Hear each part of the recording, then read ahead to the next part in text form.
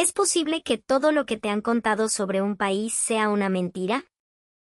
¿Puede un lugar, catalogado por los medios como un infierno, ser en realidad un paraíso escondido? Esta es la increíble historia de Elena, una mujer suiza cuya vida dio un vuelco de 180 grados, obligándola a cuestionar todo lo que creía saber. Su viaje no es solo un traslado geográfico, es una demolición de prejuicios, un choque cultural tan brutal que la dejó sin palabras y con el corazón anclado en la tierra que el mundo le enseñó a temer. Elena creció en Suiza, en un nido de orden y perfección, rodeada por la majestuosidad serena de los Alpes. Su vida era un reloj suizo, precisa, predecible y segura. Había recorrido el mundo, visitado decenas de países, pero, curiosamente, Venezuela, esa tierra lejana en el Caribe, nunca había estado en su radar. En su mente, la imagen de Venezuela estaba construida con los escombros de los noticieros internacionales, un mosaico borroso y oscuro de peligro inminente, crisis económica, estantes vacíos y una agitación social constante. Para ella, y para muchos en su entorno, Venezuela era sinónimo de caos, un lugar del que la gente huía, no al que se iba. Era una zona prohibida en el mapa de su mundo. Pero la vida, a veces, tiene una forma irónica de sacudir nuestras certezas más arraigadas. Una tarde gris, mientras navegaba sin rumbo por las redes sociales, un video captó su atención. No era un titular alarmista ni una estadística desoladora. Era algo mucho más desconcertante, la risa. Un grupo de extranjeros, de distintas nacionalidades, estaban en una playa venezolana, con un sol radiante y un mar turquesa. Hablaban con una alegría contagiosa, y entonces, uno de ellos, un mochilero alemán, dijo algo que se clavó en la mente de Elena como una daga. Mi familia me pregunta cuándo voy a volver. ¿Volver? Ni de broma. De aquí no me saca nadie. Elena parpadeó, confundida. ¿Un error? ¿Una propaganda? Siguió navegando y encontró más.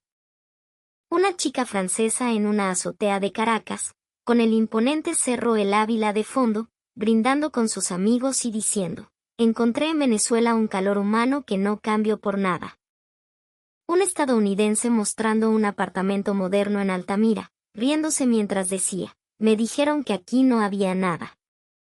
Pues yo lo encontré todo. Todos, absolutamente todos, compartían un sentimiento que desafiaba toda lógica, una frase que se repetía como un mantra desafiante. La gente cree que estoy loco, pero no me quiero ir de Venezuela. Sus palabras, cargadas de una felicidad genuina y palpable, provocaron una pequeña pero real conmoción en el corazón de Elena. ¿Cómo era posible? ¿Acaso estas personas vivían en una realidad paralela? Empezó a dudar. Quizás su percepción de Venezuela, construida a base de fragmentos de noticias negativas, era solo la punta de un iceberg inmenso y desconocido. Esa duda, al principio tímida, creció día a día, alimentada por una curiosidad insaciable. Quería saber más, necesitaba verlo con sus propios ojos, sentirlo en su propia piel. Esa curiosidad se convirtió en una obsesión, una llamada que no podía ignorar. Finalmente, tomó una decisión que dejó a sus amigos y familiares boquiabiertos.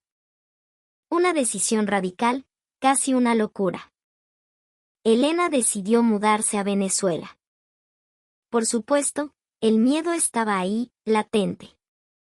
La barrera del idioma, las diferencias culturales y, sobre todo, esa pequeña voz en su cabeza que le susurraba si de verdad una vida cómoda la esperaba en medio de la crisis.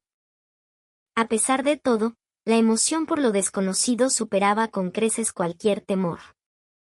Lo que no sabía era que la vida que estaba a punto de experimentar en Venezuela no solo superaría sus expectativas, sino que las destrozaría para reconstruirlas de una forma que jamás habría imaginado.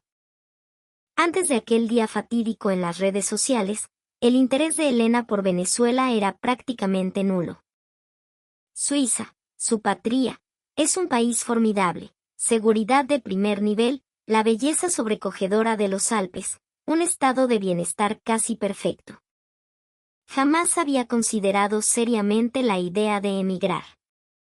Su conocimiento de la cultura venezolana se limitaba a clichés superficiales, reinas de belleza, el Salto Ángel y las arepas, de las que había oído hablar.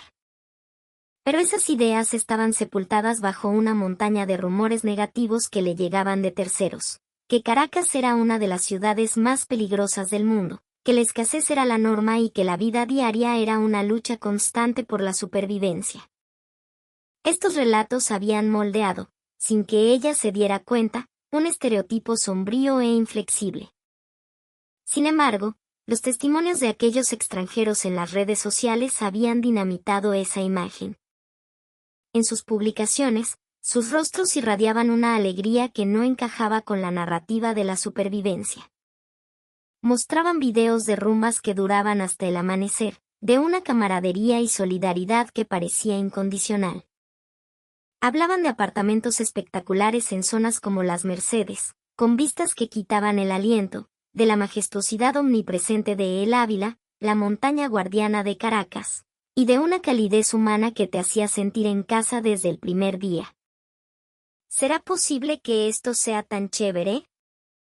¿O será solo una fachada, una imagen cuidadosamente editada para las redes?, se preguntó al principio, con escepticismo. Pero no eran una o dos publicaciones. Eran decenas, cientos de personas de todo el mundo, que vivían en Venezuela y elogiaban su vida allí. Lo que más le llamó la atención fue cómo describían la calidad de vida. No hablaban de riqueza material, sino de algo más profundo. Hablaban de lazos comunitarios, de vecinos que se convertían en familia, de la facilidad para hacer amigos, de una cultura donde compartir lo poco que se tiene es la norma. Describían una vida social vibrante, donde cualquier excusa es buena para reunirse, poner música y celebrar. Mencionaban la belleza de sus playas, la inmensidad de sus paisajes, sobre todo, la resiliencia y el optimismo de su gente, capaces de sonreír y echar un chiste en medio de las dificultades. Quizás la Venezuela que yo creo conocer y la Venezuela real son dos lugares completamente diferentes, pensó. El interés en su corazón crecía exponencialmente. Y así, en un día soleado, Elena tomó la decisión final. Ver es creer, se dijo. ¿Qué tan peligrosa, qué tan maravillosa puede ser? Dejaré que mis propios ojos y mi propia piel lo confirmen. El plan de Elena para mudarse a Venezuela se puso oficialmente en marcha. Con una mezcla de ansiedad y emoción, Elena partió del aeropuerto de Zúrich. Tras un largo vuelo transatlántico, el avión finalmente comenzó su descenso sobre la costa venezolana. Al asomarse por la ventanilla, lo primero que vio no fue una ciudad caótica, sino el azul profundo del mar Caribe chocando contra una franja de arena dorada, y detrás, irguiéndose como un gigante verde y poderoso, la cordillera de la costa. El impacto visual fue inmediato y sobrecogedor. Al poner un pie fuera del avión en el Aeropuerto Internacional de Maiquetía Simón Bolívar, una ola de calor húmedo y tropical la envolvió. Era un abrazo denso y fragante, cargado con el olor a salitre y a vegetación exuberante. Lo que la sorprendió no fue el caos que esperaba, sino una atmósfera vibrante y un ritmo propio. La gente hablaba alto, gesticulaba, reía. El sonido del español, con ese acento cantado y rápido de los venezolanos, llenaba el aire. Bienvenida a Venezuela, le dijo el oficial de inmigración con una sonrisa genuina, no burocrática, mientras sellaba su pasaporte. Ese simple gesto, cálido y sin pretensiones, disipó de golpe la tensión del largo viaje. El trayecto en coche desde La Guaira hasta Caracas fue una revelación en sí misma. La autopista serpenteaba montaña arriba, ofreciendo a un lado vistas espectaculares del litoral y al otro, la imponente muralla verde de El Ávila. Vio los famosos barrios populares, las casitas de colores encaramadas en los cerros, un testimonio de la complejidad social del país. Pero al atravesar los túneles y entrar finalmente al Valle de Caracas, el paisaje se transformó.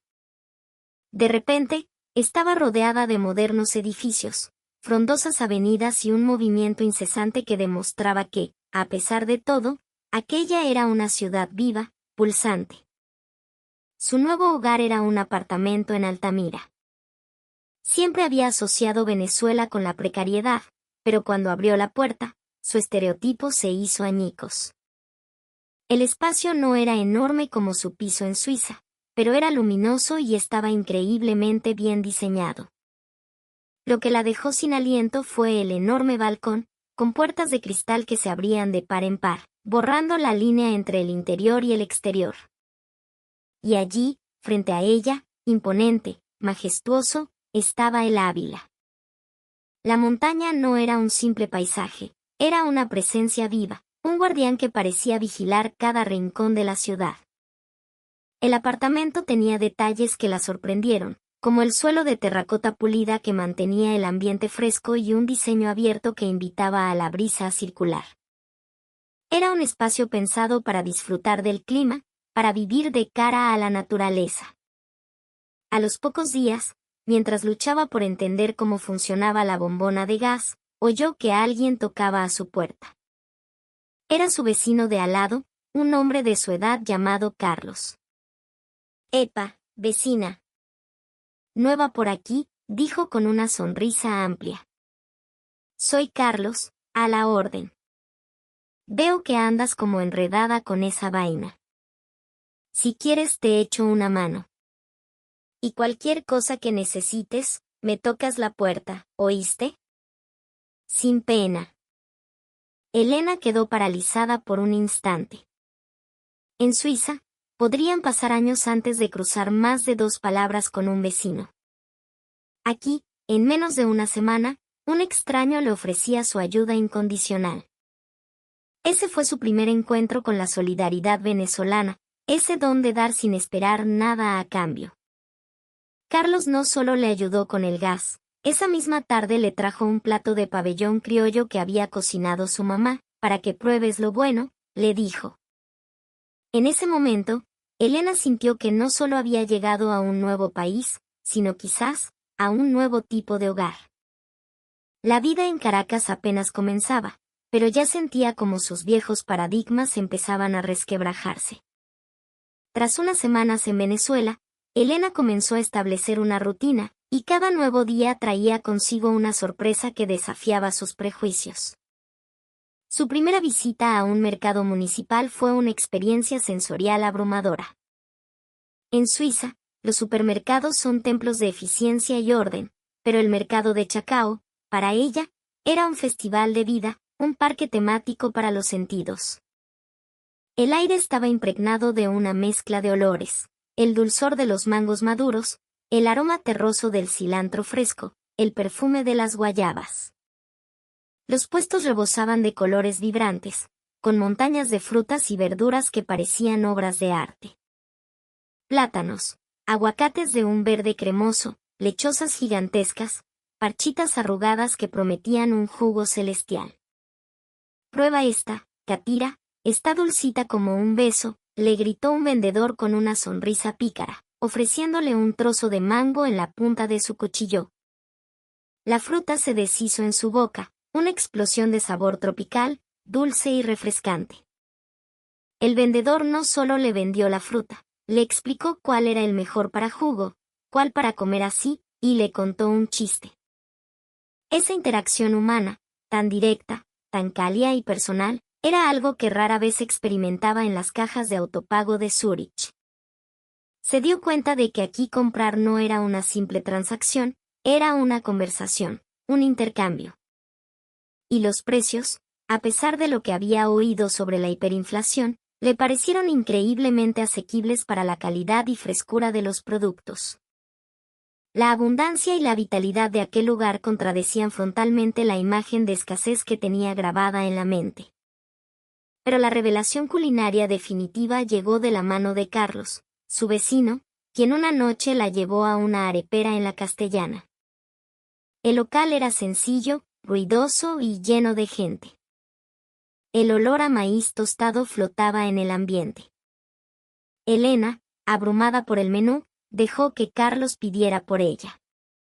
Minutos después, llegaron 2 arepas calientes, crujientes por fuera y suaves por dentro, rebosantes de relleno.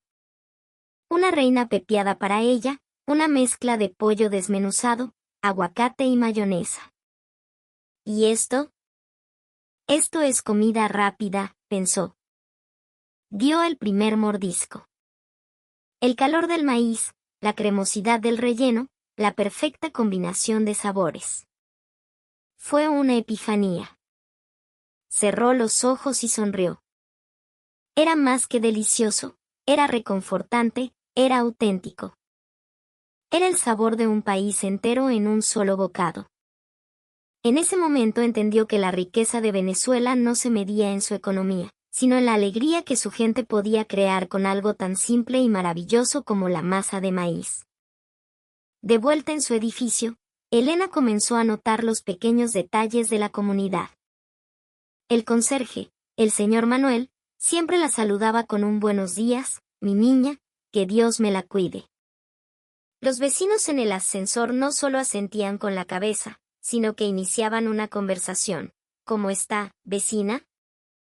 ¿Qué calor hace hoy? Brutal. Un día, mientras intentaba descifrar el complejo sistema de reciclaje que, para su sorpresa, existía en el edificio, una vecina mayor, la señora Carmen, la vio en apuros. «Ay, mija, eso al principio es un enredo», le dijo con una risa cantarina. Y con una paciencia infinita, le explicó que iba en cada contenedor. No fue una lección, fue una conversación amena, salpicada de anécdotas sobre sus nietos. Ese calor humano, esa amabilidad desinteresada, se manifestó de la forma más conmovedora un día de lluvia torrencial. Elena, sin paraguas, se refugió bajo el toldo de una tienda, sin saber cómo llegar a la estación de metro. Estaba mirando el mapa en su teléfono, visiblemente desorientada, cuando una anciana se detuvo a su lado. «¿Estás perdida, corazón?» «¿Para dónde vas?», le preguntó con una voz suave y preocupada. Elena, en su español aún torpe, le explicó su destino. «Ay, pero si eso está cerquita. Vente conmigo bajo mi paraguas, que yo te acompaño». La mujer no solo la guió hasta la entrada del metro, se desvió de su propio camino para asegurarse de que Elena llegara a salvo, protegiéndola de la lluvia como si fuera su propia nieta. Al despedirse, le dio una palmadita en el brazo y le dijo, «Cuídate mucho, ¿sí?». Elena se quedó allí, bajo tierra, viendo a la viejita alejarse, con el corazón encogido por la gratitud. Una extraña le había ofrecido su tiempo y su protección sin pedir nada a cambio. Fue entonces cuando comprendió la verdadera dimensión de la palabra solidaridad. No era un concepto abstracto, era un paraguas compartido en un día de lluvia. Totalmente cautivada por la cultura, Elena se dejó llevar por nuevas experiencias. Carlos y sus amigos la invitaron un fin de semana a subir el Ávila. Al principio, la idea de la exigente caminata la intimidó, pero la energía del grupo era contagiosa. El ascenso fue duro, pero a medida que ganaban altura, el ruido de la ciudad se desvanecía, reemplazado por el canto de los pájaros y el susurro del viento. Al llegar a la cima, la recompensa fue una vista panorámica de 360 grados que le robó el aliento. A sus pies, todo el valle de Caracas se extendía como una maqueta, un mar de luces y edificios abrazado por las montañas. Compartieron agua, frutas y sándwiches, mientras contemplaban la inmensidad en silencio. No era solo un ejercicio, era un ritual, una conexión espiritual con la montaña que es el alma de la ciudad. Entendió por qué los caraqueños la veneraban. Subir el Ávila era una forma de escapar, de purificarse y de recordar la belleza natural que siempre prevalece. Cada una de estas experiencias, desde la más mundana hasta la más sublime, Era una pincelada más en el nuevo y vibrante retrato de Venezuela que se estaba pintando en su corazón, borrando para siempre la imagen gris y desoladora que había traído consigo. A medida que pasaban los meses, la transformación de Elena fue profunda y silenciosa. Sus valores, forjados en la precisión y el individualismo suizo, se estaban flexibilizando, adquiriendo los colores y la calidez del trópico. Lo que más le impactó fue la calidad de vida que descubrió, una calidad que no se medía en cifras del PIB, sino en los pequeños gestos que impregnaban cada rincón de la sociedad venezolana. Era la cultura del cuidado. Si compraba algo en una panadería, el empleado no solo se lo entregaba, sino que le decía al que lo disfrute, buen provecho. Si entraba a un restaurante, antes incluso de pedir, le servían un vaso de agua helada. Eran detalles minúsculos, quizás insignificantes por sí solos, pero que sumados tejían una red de atención y amabilidad que hacía la vida diaria increíblemente agradable y humana. Esta cultura del cuidado se reflejaba también en un sorprendente nivel de confianza social en ciertos entornos. Un día, sentada en un café en Los Palos Grandes, se preparó para ir al baño. Instintivamente, su mano fue hacia su teléfono y su libro para guardarlos en el bolso, un reflejo condicionado por años de vivir en grandes ciudades europeas. Pero entonces, observó a su alrededor. En las otras mesas, la gente dejaba sus laptops, carteras y teléfonos sin la menor preocupación para ir a hacer su pedido o al baño. De verdad no se lo van a robar, pensó, incrédula. Con el corazón latiéndole un poco más rápido y un espíritu de donde fueres, haz lo que vieres, dejó su celular sobre la mesa y se dirigió al baño. Fueron los 2 minutos más largos de su vida. Al regresar, con el alma en un hilo, todo estaba exactamente como lo había dejado. Ese pequeño experimento personal fue una revelación. Se dio cuenta de que, a pesar de la reputación de inseguridad del país, en estas comunidades, en estos pequeños oasis urbanos, existía un código de respeto y confianza mutua muy poderoso. Venezuela era un país de contrastes asombrosos. Otro aspecto que reconfiguró su percepción del tiempo fue la puntualidad. Un sábado, quedó con Carlos y un grupo de amigos a las 7 de la noche en una plaza para ir a una rumba. Ya acostumbrada al ritmo venezolano, llegó a las 7:15, pensando que era la primera. Para su sorpresa, todos estaban ya allí. «Epa, Catira. Llegaste tarde», le dijo Carlos entre risas. «¿Tarde? Son solo 15 minutos», respondió ella. «Pana, para la rumba se llega a la hora. No te queremos hacer esperar para empezar a gozar».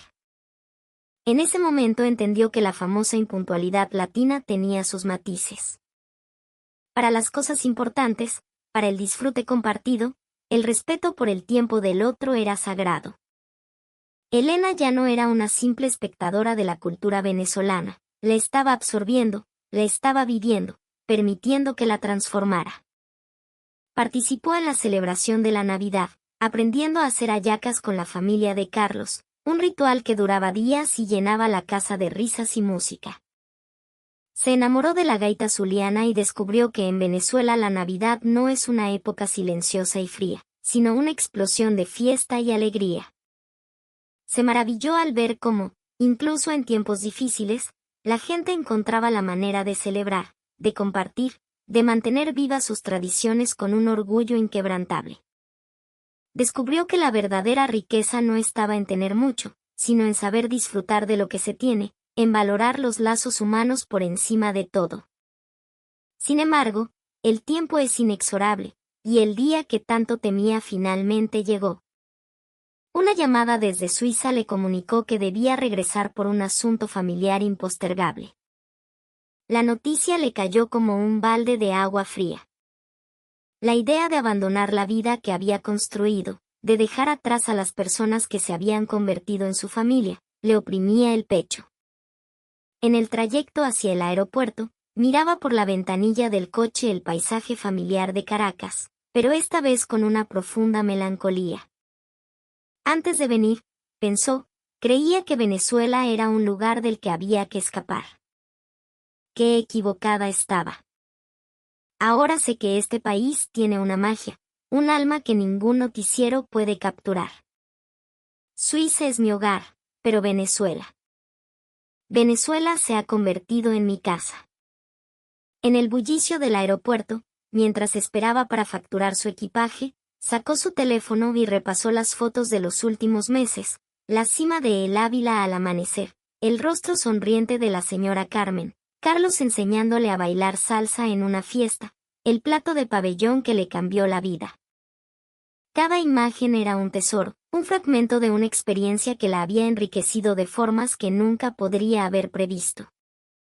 Sabía que al regresar a Suiza, muchas de las cosas que aquí daba por sentadas, el saludo efusivo de un desconocido, la música que se escapa de una ventana, la facilidad para entablar una conversación, la solidaridad espontánea, le harían una falta inmensa. Volveré, se susurró a sí misma mientras le entregaba el pasaporte al agente de la aerolínea. Esto no es un adiós. En su corazón, esa promesa resonaba con una certeza absoluta. Su mudanza a Venezuela había sido mucho más que un viaje, había sido una lección de vida. Aprendió que la comodidad no reside en la perfección de la infraestructura, sino en la calidez de un abrazo. Aprendió que la seguridad no solo depende de las estadísticas de criminalidad, sino de la confianza en la bondad del prójimo. Y sobre todo, aprendió que la verdadera riqueza de un país reside en la alegría, la resiliencia y el inmenso corazón de su gente. Desde la ventanilla del avión, mientras la aeronave ascendía y Caracas se convertía en un tapiz de luces titilantes, Elena sintió una lágrima rodar por su mejilla. No era una lágrima de tristeza, sino de profunda gratitud. Se iba, sí, pero una parte de ella se quedaba para siempre en esa tierra caótica, compleja y maravillosamente humana. Los días inolvidables que pasó en Venezuela brillarían por siempre como una de las joyas más preciosas de su vida. ¿Y ustedes, los que escuchan esta historia, alguna vez han sentido como un lugar puede romperles todos los esquemas y robarles el corazón para siempre? Quizás, como Elena, descubran que los mapas más importantes no son los que nos muestran el mundo, sino los que nos ayudan a encontrar un nuevo